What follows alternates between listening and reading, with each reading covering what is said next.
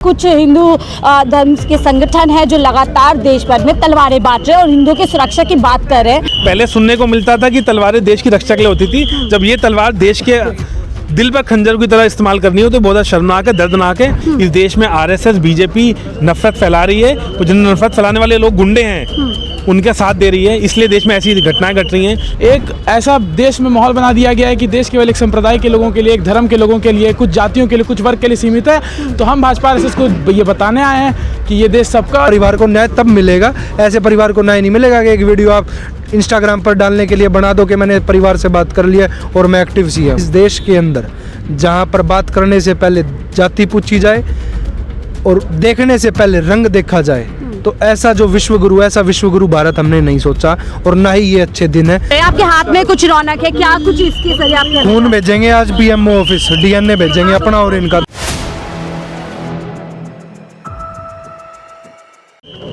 एक तरफ जहां देश भर में भीड़ तंत्र के जरिए हमले देखे जा रहे हैं, कहीं छात्रों को मारा जा रहा है तो कहीं रेस्टोरेंट में घुस करके मुसलमान होने पर पीट करके कहीं ना कहीं डरा धमकाया जा रहा है। दूसरी तरफ कुछ हिंदू धर्म के संगठन है जो लगातार देश भर में तलवारें बांट रहे हैं और हिंदुओं की सुरक्षा की बात कर रहे हैं, बांग्लादेश ना बनने की तर्ज पे। वरुण, आप क्या कहेंगे? आप छात्रों के अधिकार के लिए और ये जो भीड़ तंत्र का जो लगातार देखिए, इस देश में आम हो गया है, ये सच्चाई है, अब तो दिख गया है। जिस तरह अंजल चकमा की हत्या करी गई, इस देश में आरएसएस बीजेपी नफरत फैला रही है, तो जिन नफरत फैलाने वाले लोग गुंडे हैं उनका साथ दे रही है, इसलिए देश में ऐसी घटनाएं घट रही हैं। मेरी उम्मीद है 2026 में आरएसएस बीजेपी का नफरती पैगाम थोड़ा कम होगा, इनका दिमाग सेंटर में आएगा और ऐसी घटनाएं कम होंगी। और शर्म आनी चाहिए, देश में कोई भी फेस्टिवल हो, खुशी का समय हो, ऐसे समय जब ऐसे दर्दनाक वोलेंस की तस्वीरें सामने आती है तो हमारा दिल टूटता है। हिंदुस्तान का दिल बहुत बड़ा दिल है।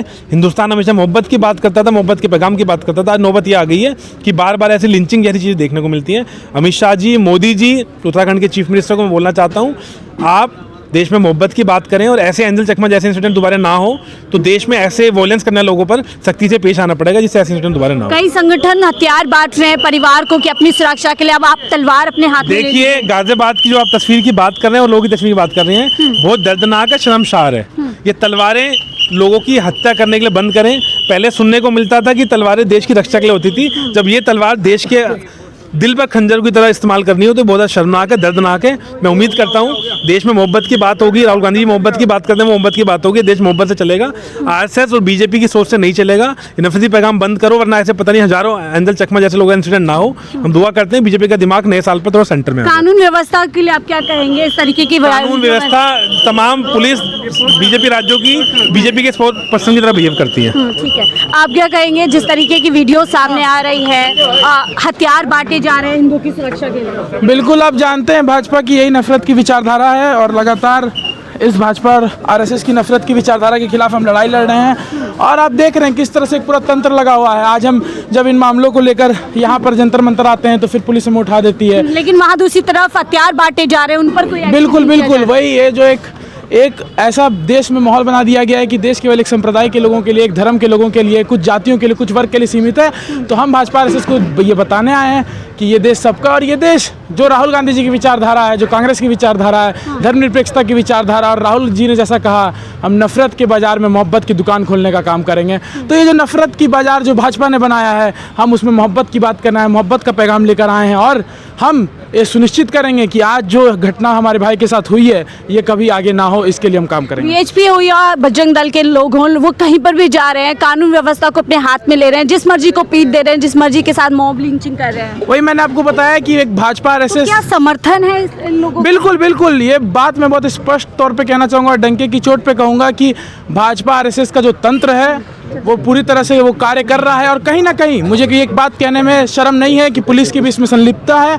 पुलिस और तमाम जो पूरा तंत्र है, पुलिस है, सरकारी एजेंसियां, सब इसमें मिली हुई हैं। और हम समझते हैं हम इस भाजपा आरएसएस के तंत्र के खिलाफ लड़ाई लड़ने आए हैं और हम इस न्याय की लड़ाई को लड़ते रहेंगे। क्या पुलिस तंत्र, लोकतंत्र पर ये जो भीड़ तंत्र है वो हावी होता जा रहा है? कहीं ना कहीं हमें ये देखने को मिल रहा है कि ये प्रयास है, ये जो भीड़ तंत्र का हिस्सा है, जो नफरत की विचारधारा है उसको आगे किया जा रहा है। पर हम इसके खिलाफ एक लड़ाई लड़ते आ रहे हैं और हमारी ये सोच है, हमारा ये प्रयास है कि हम इस लड़ाई को मजबूती से लड़ें और हम ये सुनिश्चित कर पाएं कि ये देश मोहब्बत भाईचारे से चले, किसी भी नफरत की विचारधारा। सवाल, जिस तरीके से हथियार बांटे जा रहे हैं, तो क्या बांग्लादेश की तर्ज पर हिंदुस्तान में भी उस तरीके की चीजें क्रिएट करने की कोशिश की जा रही है? नहीं, देखिए, कोशिश की जा रही है, पर हम ये सुनिश्चित करेंगे, हम गांधी नेहरू के विचारधारा को मानने वाले लोग हैं। हम ये सुनिश्चित करेंगे कि ये देश जिस उद्देश्य से आज़ाद हुआ था, सबको साथ लेके चलने का जो मकसद था, उसे लेकर आगे बढ़ेंगे।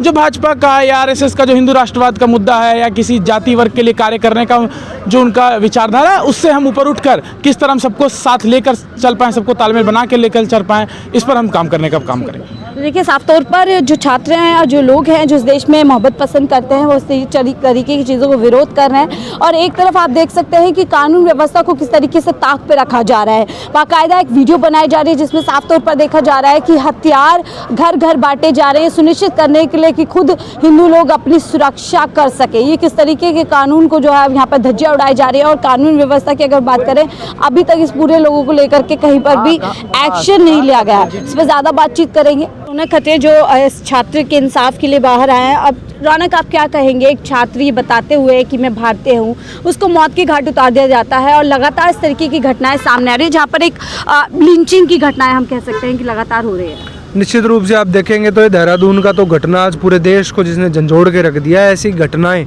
पूरे देश के अंदर हर दिन होती है। जो बच्चा सुसाइड कमिट करता है, नॉर्थ ईस्टर्न स्टूडेंट, उसका कहीं ना कहीं कुछ % कारण रेसिज्म का भी होता है। साथ ही साथ आज अगर घटनाएं देहरादून के अंदर हुई है तो सरकार को इससे सीख लेनी चाहिए और जल्द से जल्द इसके ऊपर कमेटी का गठन करके कार्रवाई करनी चाहिए। पुष्कर धामी कह रहे हैं हम परिवार के साथ हैं और उचित कार्यवाही। पुष्कर धामी रील मंत्री हैं। जैसे ही उन्होंने वीडियो जारी कराया तो वो पेरेंट्स से बात करते हुए वीडियो बना रहे हैं कि हमने पेरेंट्स से बात करी। अगर न्याय दिलाना ही है तो उस परिवार को न्याय दिलाओ। सेंट्रल लेवल पे अपने प्रधानमंत्री जी से बात करो, अपने एजुकेशन मिनिस्टर धर्मेंद्र प्रधान साहब से बात करो और परिवार को न्याय तब मिलेगा। ऐसे परिवार को न्याय नहीं मिलेगा कि एक वीडियो आप इंस्टाग्राम पर डालने के लिए बना दो कि मैंने परिवार से बात कर लिया और मैं एक्टिव सीएम। लेकिन कब तक ऐसे धर्म के नाम पर, जाति के नाम पर, भाषा के नाम पर लोगों का इस तरीके से एक भीड़ द्वारा जो है हत्याएं होती रही? मैं शुरुआत ही यहीं से करना चाहूँगा कि इस देश के अंदर जहाँ पर बात करने से पहले जाति पूछी जाए और देखने से पहले रंग देखा जाए, तो ऐसा विश्व गुरु भारत हमने नहीं सोचा और ना ही ये अच्छे दिन है। सेकुलरिज्म के नाम पर आज जो पूरा भारत बांट दिया है, नफरत की राजनीति के अंदर धकेल दिया, तो इस नफरत की राजनीति के हम खिलाफ हैं। हम सब एक हैं, ये भारत का नारा है और ये Bharat we the people of India constitution कहता है। तो उसमें पूरा जो हमारे नॉर्थ ईस्टर्न स्टेट्स हैं, north India, south India, west India, central India, हम सब एक हैं और यही मैसेज आज हम देने का काम कर रहे हैं। भी वन नेशन की बात करते हैं, सबका साथ सबके विकास की बात करते हैं, लेकिन उन्हीं के रूलिंग स्टेट्स में लगातार इस तरीके की घटनाएं सामने आ रही हैं। निश्चित रूप पे हाँ, सबका साथ सबका विकास नहीं है, सबका साथ है परंतु विकास उद्योगपतियों का है। तो सीधा सरकार से सवाल है कि अपने एजुकेशन पॉलिसीज़ को और मिनिस्टर को सख्त से सख्त कार्रवाई करके इन जैसे भी जितने स्टूडेंट्स हैं उनके ऊपर कमेटी का गठन करके इसकी ऐसी घटनाओं पर रोक लगाए। आखिरी सवाल रौनक आपसे लेंगे, वीएचपी हो या बजरंग दल हो, कहीं पर भी घुस जा रहे हैं, किसी को भी मार जा रहे हैं और वीडियो वायरल हो रही है गाजियाबाद से, जहाँ पर हथियार वो खुलेआम बांट रहे हैं कि हिंदू का अपनी रक्षा। अभी क्रिसमस के अंदर क्रिश्चियंस के साथ जो घटनाएं हुई कि क्रिश्चियनिटी धर्म जो अपना रहा है, वहाँ पर मस्जिद में जाकर, मंदिर में जाकर, चर्च में जाकर लोग सीधा ये कह रहे हैं कि रामलीला का पाठ करो, हनुमान चालीसा पढ़ो। तो मैं कहूँगा अपना धर्म अपने तक सीमित है, किसी के ऊपर हम फोर्स नहीं कर सकते।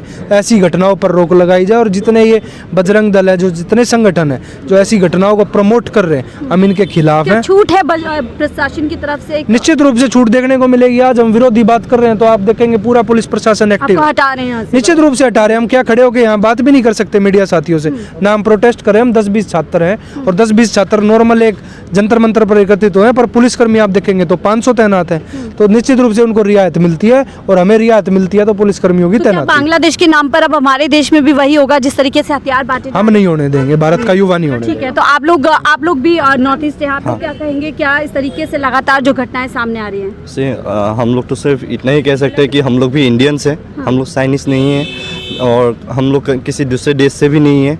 हम लोग इतने सालों से इंडिया के ही पार्ट है और लगातार नॉर्थ ईस्ट के लोग कहते हैं आपके हाथ में कुछ रौनक है, क्या कुछ इसके जरिए आप खून भेजेंगे? आज पीएमओ ऑफिस डीएनए भेजेंगे अपना और इनका दोनों। डीएनए क्या कहना चाहते हैं? हमारा खून जो है, जो खून हमारी रगों में है, जो खून नॉर्थ ईस्ट भाइयों की रगों में, वो खून सेम है, खून में कोई फर्क नहीं है। दिखा दीजिए एक बार ये हमारा अब डीएनए करवा के हम अपना खून निकाल के पीएमओ तक भेजें। तो क्या इसे बांटने की कोशिश की जा रही है कि इसका खून अलग है, उसका खून अलग है? निश्चित रूप से खून के नाम पर बांटने की, धर्म के नाम पर, जात के नाम पर, रंग के नाम पर बांटने का प्रयास है। ठीक है, तो देखिए रौनक खत्री और तमाम लोग यहाँ पर छात्रों के साथ पहुँचे हैं और इस मुद्दे पर लगातार अपनी आवाज़ उठा रहे हैं कि जो नॉर्थ ईस्ट से लेकर अलग अलग धर्म के लोगों के साथ, फिर चाहे मुस्लिम हो, जो आप सेल्फ डिक्लेयर्ड जो संगठन है जो हिंदुओं को बचाने की बात कर रहे हैं, हिंदुओं की रक्षा की बात कर रहे हैं, वो कहीं पर भी बिना कानून के डर खौफ के घुस जाते हैं, किसी के भी साथ मारपीट कर रहे हैं, किसी को भी जो है उनके घर में तोड़ फोड़ कर रहे हैं, त्योहार नहीं मनाने दिए जा रहे हैं और ऐसी घटनाएं लगातार सामने आ रही हैं। और अब ऐसी वीडियो सामने आ रही है जिसके बाद से और भी ज़्यादा चिंता जो है बढ़ जाती है। कुछ लोग हैं जो खुलेआम हथियार बांट रहे हैं और साफ तौर पर कह रहे हैं कि अब इन हथियारों से ही हिंदुओं को अपनी रक्षा खुद करनी पड़ेगी। ऐसे में कानून व्यवस्था कहाँ है, प्रशासन कहाँ है, ये सवाल अब लगातार उठ रहा है। लेकिन छात्रों के साथ जिस तरीके से भीड़ के चलते एक मॉब लिंचिंग की जा रही है, उसको लेकर भी सवाल अपने आप में गंभीर होते जा रहे हैं। फिलहाल रिपोर्ट पे इतना ही, देखते रहिए 4 PM न्यूज़ नेटवर्क।